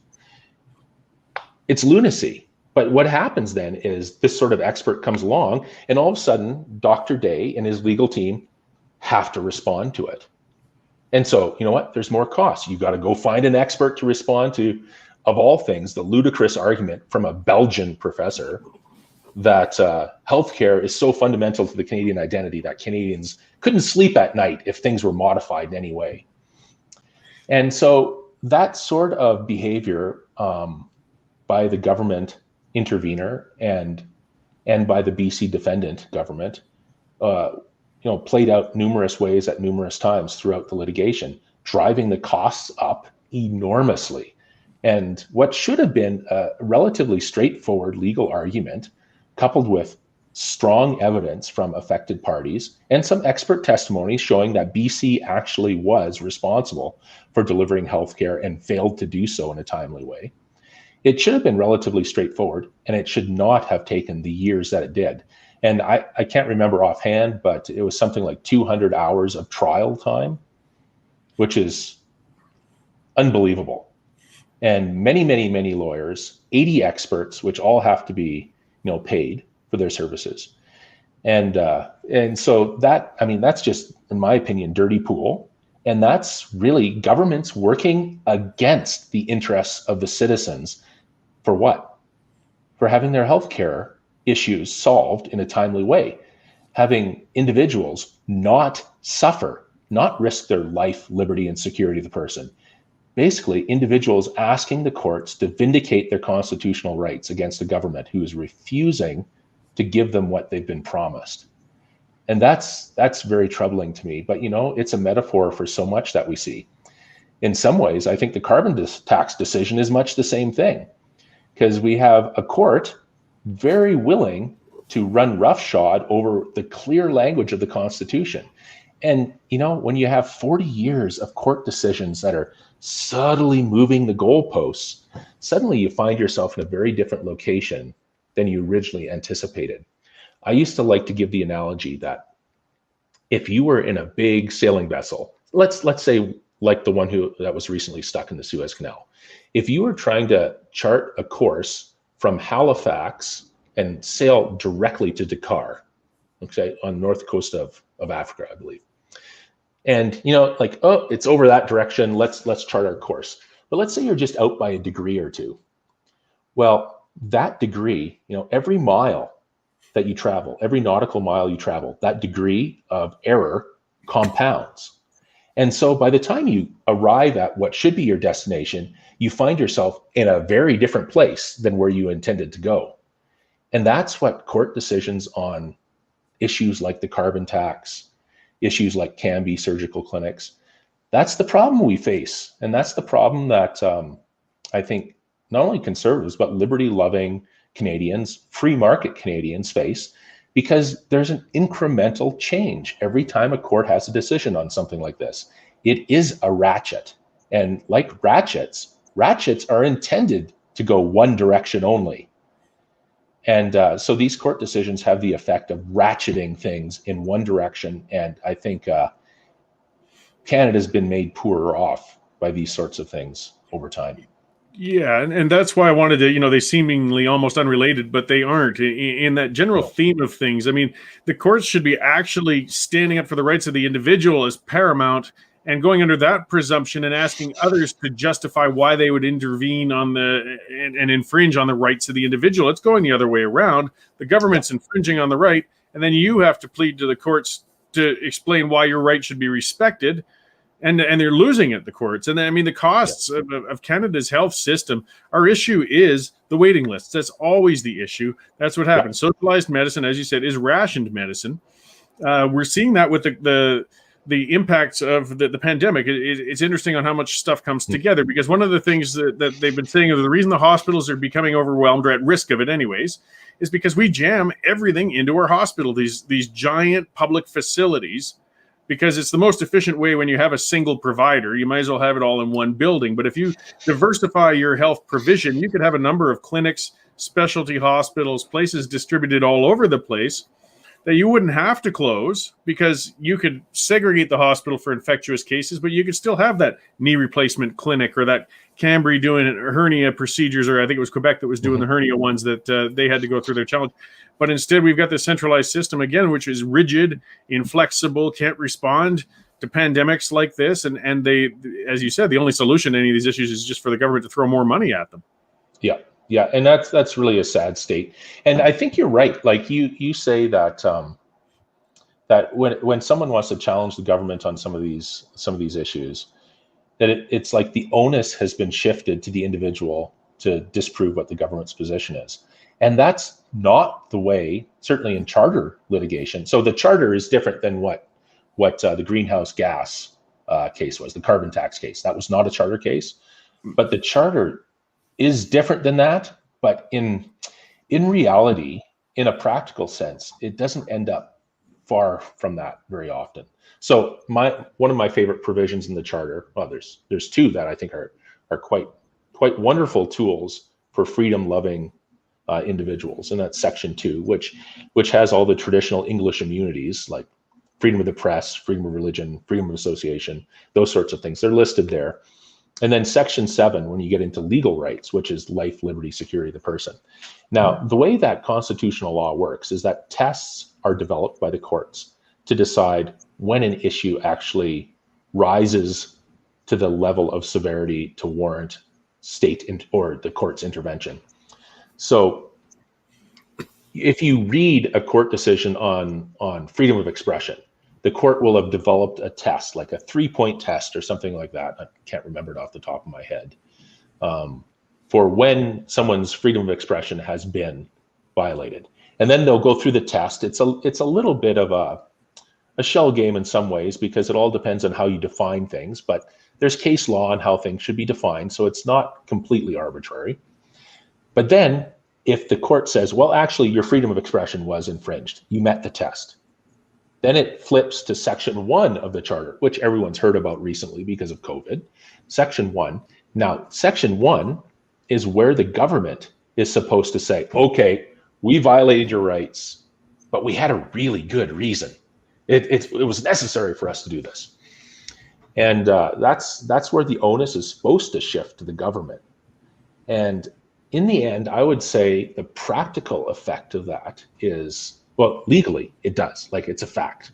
The government does have to prove its case at that point.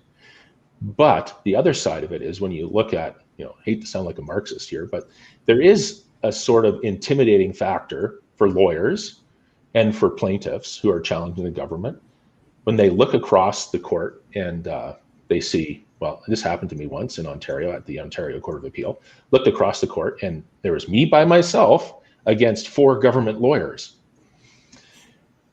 You're really up against a machine. There is, hate to say it, but a sort of power disparity between the two sides. It's the individual fighting against the state. It's a David and Goliath sort of moment.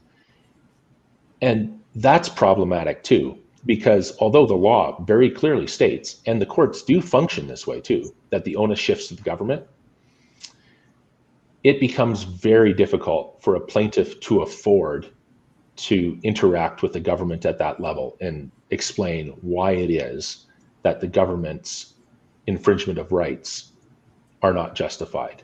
The government has nearly infinite resources. There's many experts who are very, very qualified in the government working in the AG's offices. They know what they're doing. They're sophisticated people. And you run up against a lawyer who, might work at a big downtown firm in Toronto or Calgary, but for the most part, they're dealing with clients and they're not up on constitutional issues. And at the end of the day, they're running a business. They're not looking at the policy impacts of these things very often. And it's very, very difficult to prove the government wrong. And the other side is the courts have really stacked the deck in favor of the government winning at that stage. I have an ongoing beef with some of my conservative friends about Section 1 and their view of parliamentary sovereignty. And it seems like many conservatives have this idea of parliamentary sovereignty that I think is completely unsustainable and antithetical to freedom. And that's meaning this, that Parliament under the Westminster system should be able to do whatever it wants. It's parliamentary sovereignty. We can't have the courts interfering with what Parliament really wants to do. And there's no real historical basis for this, by the way. If you look back, I'm kind of a pathetic person. I'm very concerned about the history of this sort of sovereignty idea. And this history, this is a very modern creation, the idea that Parliament can do what it wants and that it's unbound. Prior to Thomas Hobbes and Jean Baudin, who are early Enlightenment philosophers, this idea didn't exist. And it was the concept of a sovereign, was that a sovereign was able to act in what seems to be an arbitrary matter, and he was unencumbered. But back in those days, in the medieval period and leading up to the modern era, sovereigns were actually bound, what they thought, by the authority of God. And so a king was not truly able to do whatever he wanted. His people would come around him and say, look, what you're doing is an offense to God. You can't do this. And a king would conceivably listen, or he would be a bad king. This idea of Parliament being able to do whatever it wants is a wholly modern creation that does not have a long history, and I think is antithetical to the notion of individual liberty and freedom. And so what then happens is when our courts get to the Section 1, they often employ this phrase called a margin of appreciation.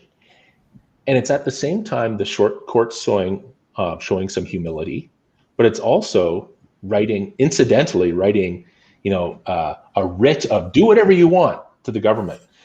This margin of appreciation is the court saying, look, we're just a court.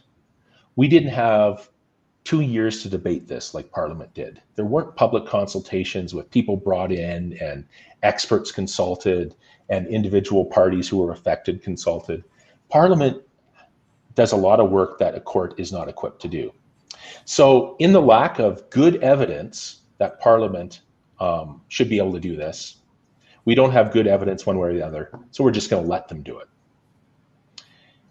to me, that's deeply problematic, because that sounds to me like a court abdicating its role. That's not judicial activism. That's something different. That's a court that abdicates its responsibility to hold the government to account. And there's other people that will say, well, judicial review is a modern thing. Well, I wouldn't say that that's the case.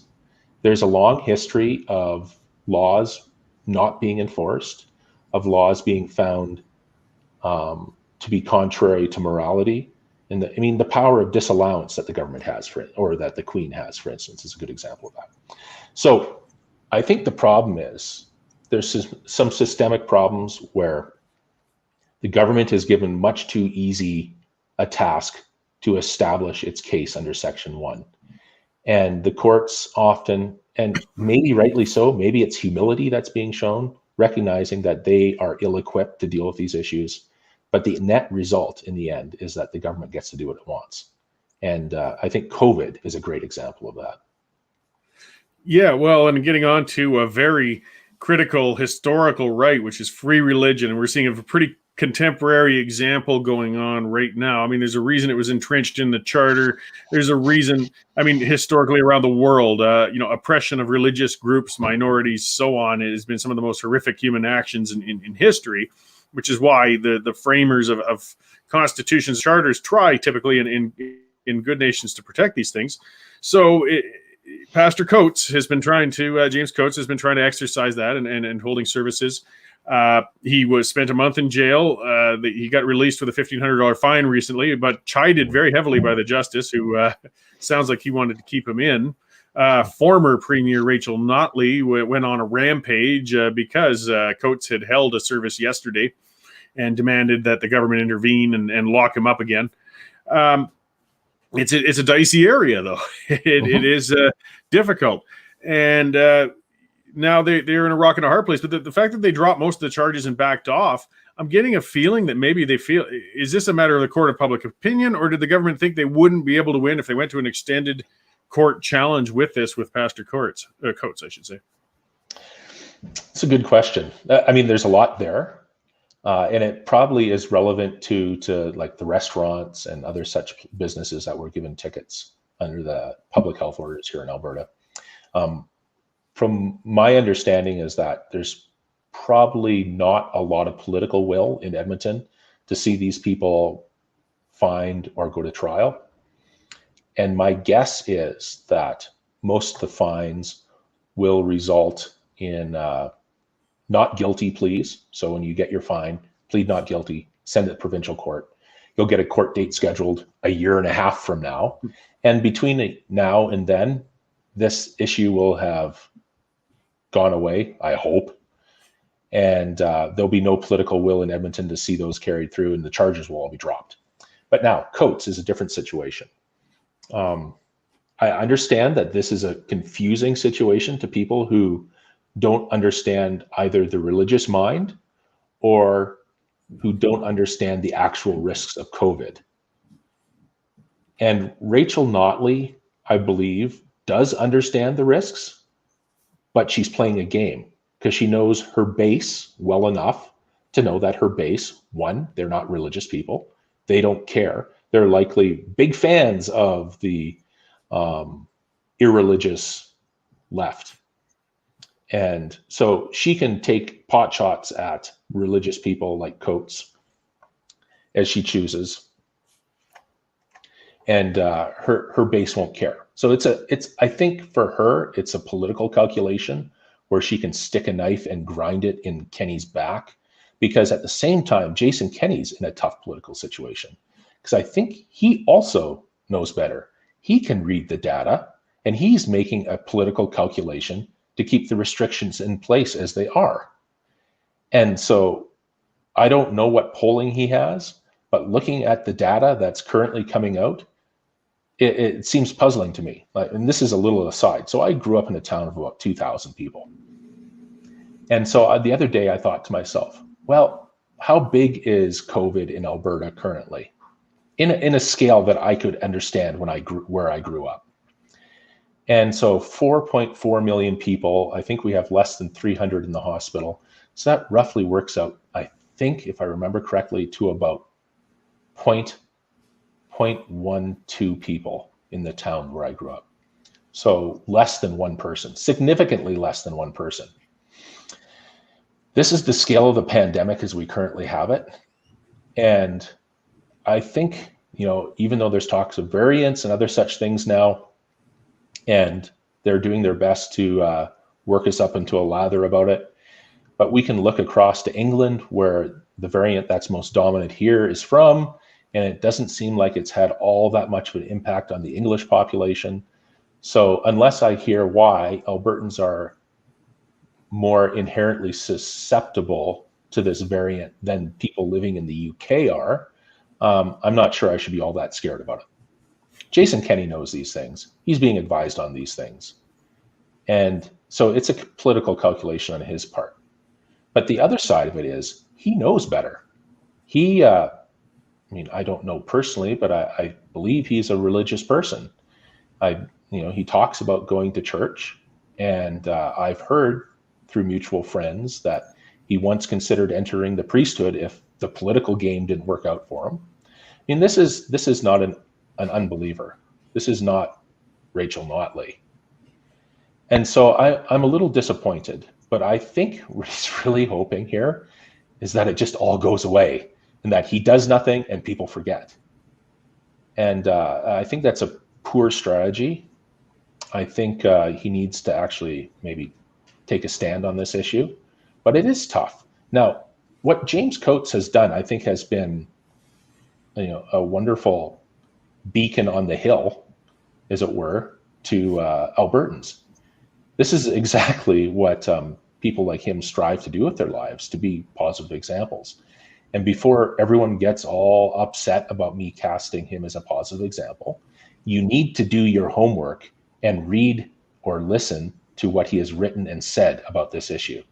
His church did comply with the COVID regulations until they became very convinced by reading the data, which we all are capable of, and your responsibility is, as a good citizen of Alberta, to inform yourself about these things. He became convinced that the risks are far overblown. And then they started monitoring their own congregation and realized we have no evidence of any transmission happening here. They're not harming people, is basically what he said. So why would we give up something so important to us for what essentially, in their case, is not based in reality? And what's happened too is the religious mind is different, and statists hate this because people who are religious, much like the sovereigns of the medieval period, statists think we are a sovereign in this territory. The state can do what it wants. There's no authority above us. James Coates disagrees. He has an older view, a more historical view of the authority of the state, where he says the state is responsible to God. In fact, this is the same sort of view that MLK had, Martin Luther King had, when he very famously said that it was a moral obligation to disobey bad laws. It's that the state is responsible to God, and when the state gives you a rule that is contrary to what the rule of God is, then it is the obligation of the citizen to disobey that rule. You know what? Statists like Rachel Notley can't abide that. They have to crush that. Ideologically, that is kryptonite to Rachel Notley, because suddenly she can't be the arbitrary authority that, controls the market, controls what's good and bad in Alberta.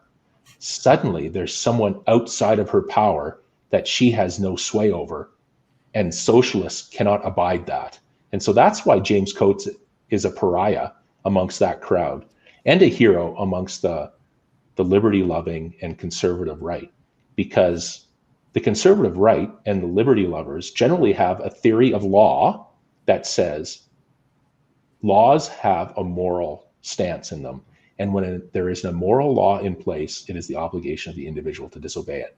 So Coates has been a wonderful example, I think, of someone who educated himself and is leading, but is also, importantly, willing to bear the consequences of his own actions, which he has obviously done. Yeah, and from that liberty-loving perspective, I mean, I am very much not a religious man. And if I were to go religious, family tradition-wise, it wouldn't be Christian I would go towards probably.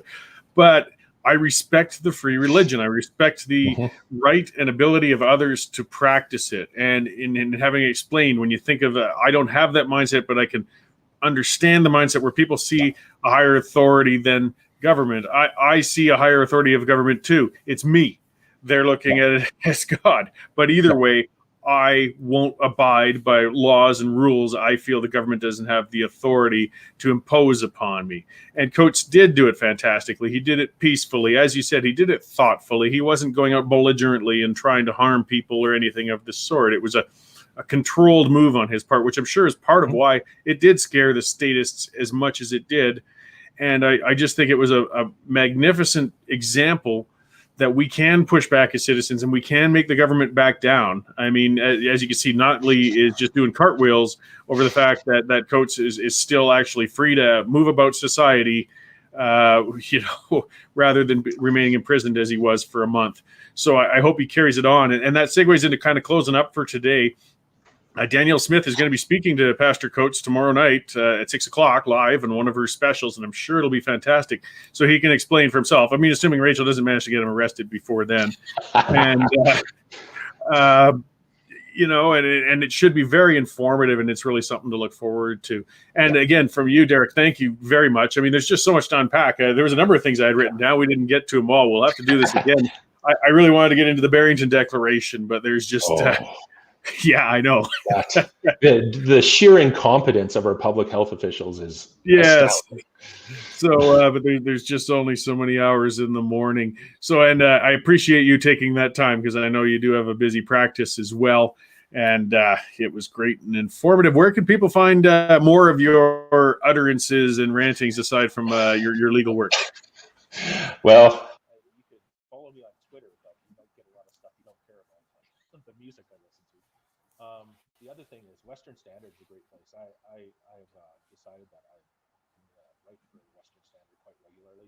It used to be that I would try to write in the National Post and Calgary Herald and other such places, but it's I think the days of being concerned about that are gone, and I'd like to see Western Standard built up, and so that's where I'm focusing my efforts now. Okay, great. I'm having sound issues. Sounds like it's probably on my end with that darn internet again that we tested yesterday. And as somebody else pointed out, please have Derek on again to discuss the Barrington Declaration. So, I'll be nagging you to try and get you on for a future show. So thank you very much. And thank you all of you who've listened in the last 2 hours. This show's really starting to take off well. I'm getting better at it and figuring out how to ask these people the decent questions for the most part and getting my ranting out of my system so my poor wife Jane doesn't have to listen to it all the time. I'll be back again on Friday for the Cory Morgan Show, 10 till noon. I'll have Marcel Latouche and another guest on at that time. We'll probably be doing the pipeline on Wednesday. We're expanding our digital presence and reaching out there. So consider subscribing. Thank you all very much, and I will see you on the next show. Thanks again, Derek.